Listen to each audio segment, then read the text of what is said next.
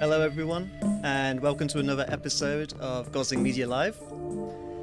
In this week's episode, we're going to be talking about how to make the perfect ad. So I'm starting the episode off with this classic.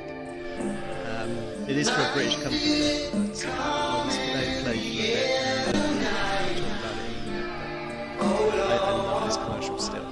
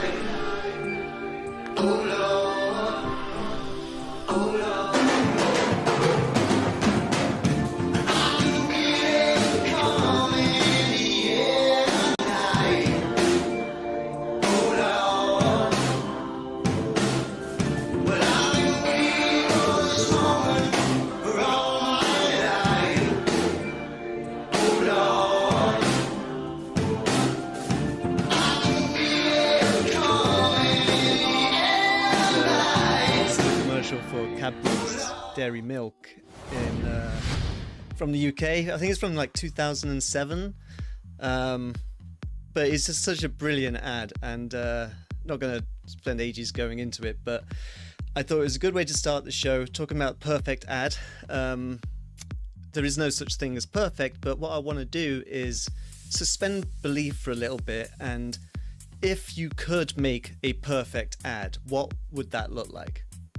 What does that even mean? So let me start off here by trying to define like what an actual perfect ad is. So let's say we have a display ad, and this particular display ad is for Twinkies cereal. And so this display ad is loaded on web pages, and for it to be perfect, this ad is trying to sell the product. So every single time this ad is shown, it would need to have someone click on it and then make the purchase. That would be the perfect ad. Zero waste. Every single impression served results in a sale. And then every sale results in a happy child eating their Twinkie cereal.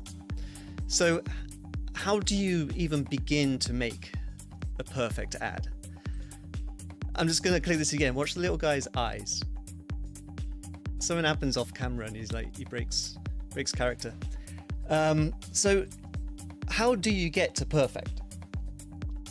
So suspending belief still, you want to make sure that the person seeing the ad, make sure they need it or want the product or both.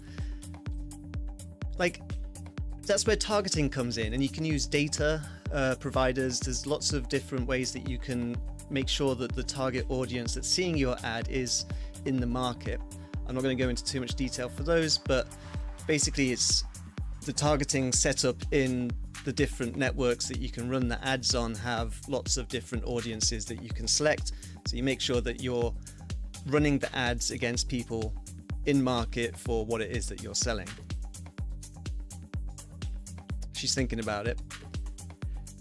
And they also have to be ready and able to buy the product. So I want a Ferrari, but there's no point Ferrari serving me ads. Well, Ferrari don't actually advertise, do they? But say I want a Porsche, and sure, I want it, but I can't afford it. I'm not in the market to buy a Porsche. So you want to make sure that the ads are being served to someone who can actually take that action right away. This lady, unfortunately, is not able to buy the dress or jacket or gown that she is lusting over here. So get the ad in front of the right target audience.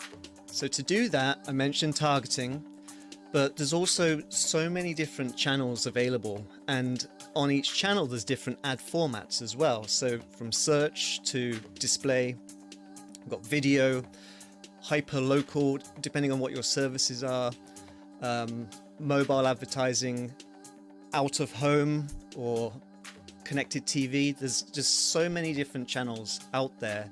So you really got to do the research and work on who am I trying to reach and where are they spending their time online. There's no silver bullet. You just need to make the best assumptions you can and then test those assumptions across as many different formats and channels as possible. So the only real way to find out is by running test campaigns, and just be very diligent in the thought process behind each campaign. Don't just spray and pray and see what happens. Have a hypothesis for what the outcome is going to be, and then set up a test and measure against that, and then you'll learn as you go which ads are best for you. Now, I mean, this sounds obvious, but they have to actually see the ad as well. We live in a world where everything is chaotic and hectic, right? So I like to think of advertising like on the side of a bus. It just flies right by you. And if you're scrolling through a web page, and then the ad can just scroll by you without even seeing it. So just like imagine all of the work that goes into creating an ad. And if it's never seen, it's so sad. Like our little ad here is in a theater that's completely empty, and he's like, you know, he's ready to go, but they don't even see it. So that makes him feel terrible and disappears. He's worthless. So you want to make sure that that doesn't happen to your ad. You want to make sure that your ad grabs the user's attention, because you have no guarantee that you have their attention. The people are multitasking, they're on different devices. People have multiple tabs open all the time. They're scrolling through the content quickly. And you're also competing with the content that they're reading or watching, and also all of the other advertisers out there. So apparently most Americans are exposed to 4,000 to 10,000 ads a day, which is insane. So for you to capture someone's attention, it's incredibly difficult. So you've got to have that right audience. You've got to be in the places where they are, and your creative, your actual ad, it's got to be good, right? You got to be really clear and concise with your messaging, but be bold, right? Because you've got to capture their attention in the first couple of seconds. Whether it's video, display, search, no matter what it is, you literally have a couple of seconds to grab people's attention. So don't try and fit too much in. Pick one message, one topic, one selling point, one offer, and that's the focus. And when it comes to the actual design, try to pick either leading with text or the imagery. So don't have like a dominant image and try and make the headline dominant as well, because if two things are dominant, then neither's dominant, right? So try and be consciously thinking about, okay, what's the hook here? What's the main thing about this ad? And have that lead your design process. So hoping, that's not a word, is it? Hoping that they've seen it. You need to also be providing some kind of value. So it's the right person at the right time. They see the ad, but if it doesn't have some kind of connection, they're not going to click on it. So that could be some kind of emotional connection, or some kind of logical, like pricing, new information, maybe it's like product features they didn't know about, or social validation like reviews or testimonials or quotes from other happy customers. Or maybe it's a celebrity endorsement from this very real, not stock video band here. So lots of different ways you can provide value, but you need to make sure it's provided. And finally, you got to get them to take the action right away. You have to have some kind of reason for them to do it at that moment.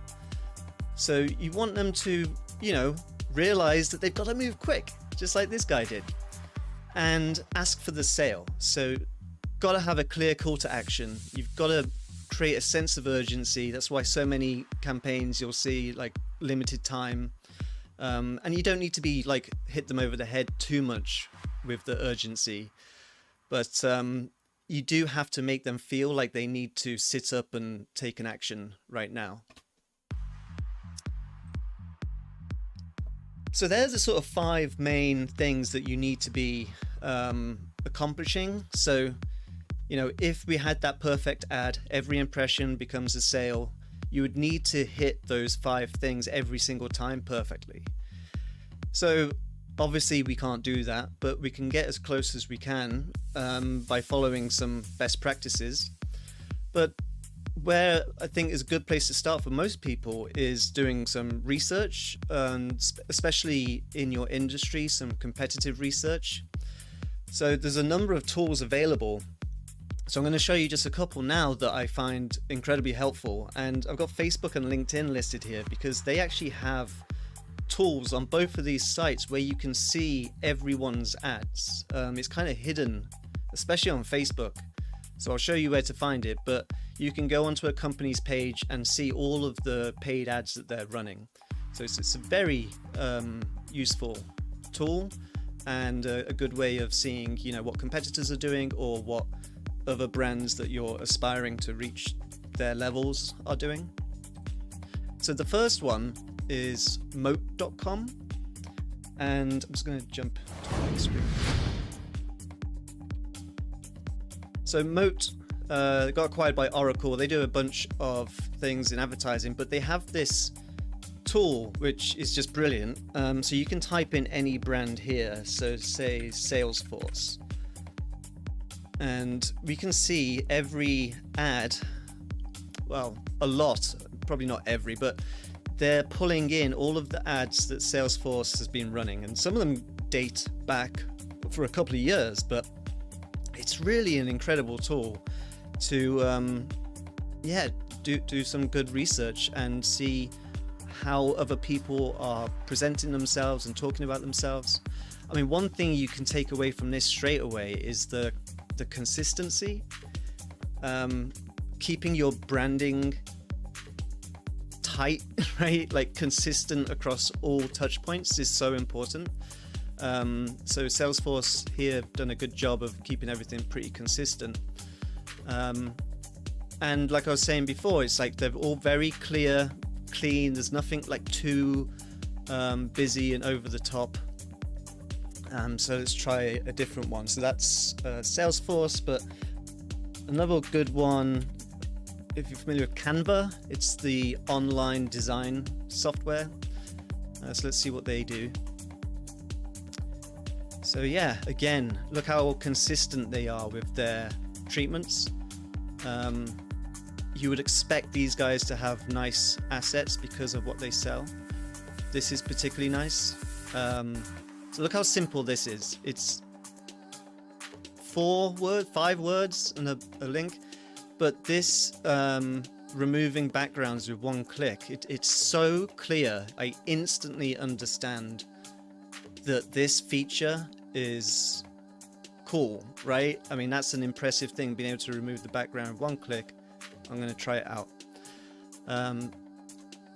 They do presentations now. This is a new thing. So this was from, you can see the date here when it was running. So this is very recent. This is from August. Again, super clear. You can see that they do presentations, and they've clearly showing that you can collaborate with co-workers here. So really nice stuff there. So yeah, Moat.com, very, very good tool. You'll probably spend hours going down a rabbit hole on here. So I mentioned LinkedIn and Facebook as well. So if I jump in to Salesforce, this is their LinkedIn page. And it's kind of hidden, like I said, so you have to click on posts and then come down and click on ads. And now what this does is it populates the feed with just their paid posts, their sponsored posts. And you can tell it's sponsored posts because it's promoted here. So again, a great way to research how like the best brands are doing it, but also you can look at your competitors in your space. Are they doing paid ads? And if they are, what is it they're promoting? So they've already, I see there was a video, a couple of static ones, obviously running in different regions here. And they've got this nice carousel ad as well. Really clean, simple. Yeah, so I could spend all day just going through these and looking at them, but let's try the Canva one again. Let's go to here, and I go to posts, and then I go to ads. And now I see all of the ads that Canva has run on LinkedIn. So this is client success story, like a testimonial video. This is a recruitment video, so they're obviously growing, spending money advertising that they're recruiting. Yeah, so very, very helpful. So the equivalent on Facebook, if I go over to Facebook and type in Salesforce,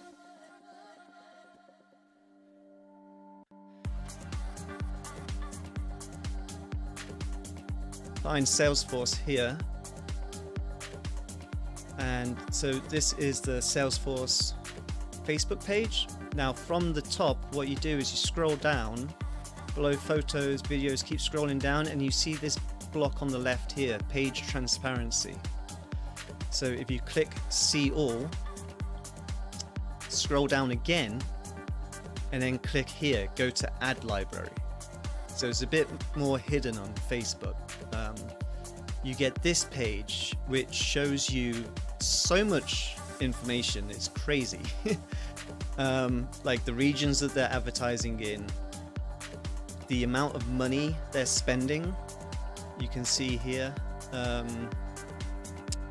It's really transparent. It's their transparency reports. So, but it's completely publicly open to everyone.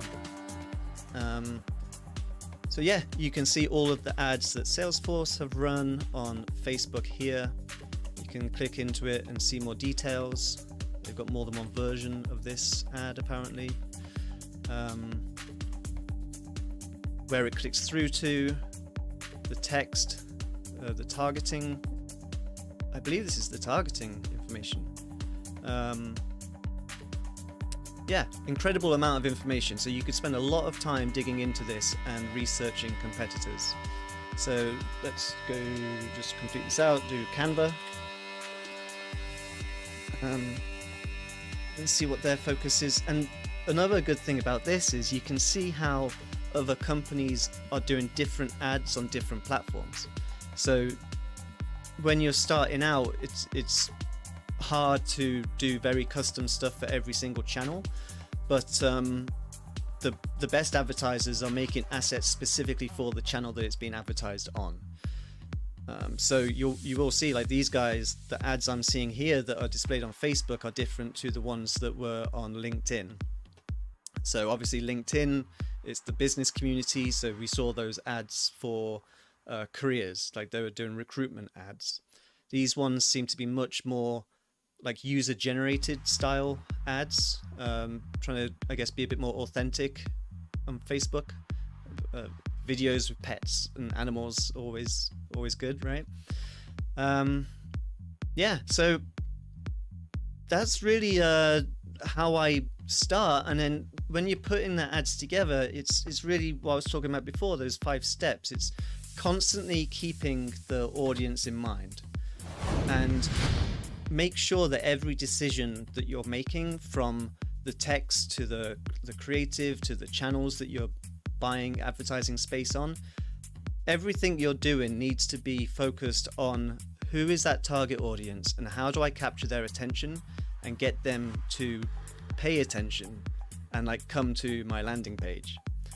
And I haven't pulled up examples, but the landing page that you're driving to is so critical. So you can do all of this amazing work with getting the targeting set up across multiple channels with different creative and lose them at the landing page. So I'd say best practices for landing pages are very focused reason for having that landing page. So I might do another video in the future on this. We've got a video coming up talking about B2B website design, so I might cover landing pages in that, but you want to make sure, so if the campaign is focused on driving downloads of a white paper, that is the only thing that you should be able to do on that landing page. You don't want to just send them to the homepage of your website. You want a dedicated page for the campaign that doesn't have distractions or other links that they can disappear off to. If they want to go to your website, they will just go to your website. You can't stop them, but the main thing is trying to ensure that the campaign that you're running and the outcome on the landing page are completely mapped. It's good from the user experience point of view for them, but also from the campaign tracking point of view, making sure that the ad spend that you're allocating to the assets is directly tied to the download of that white paper and not driving views of a video or something. So making the landing page very specific to the campaign, or 100% specific to the campaign, and the sort of design rules are kind of very similar. It's like making sure it's focused on the audience.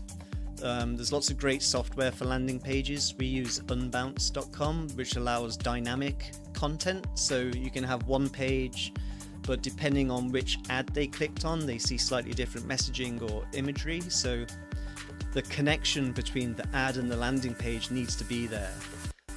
If you've got like a real striking image in your ad, make sure that the same image or something in the same look and feel is on the landing page so that the user feels like they've gone to the right place.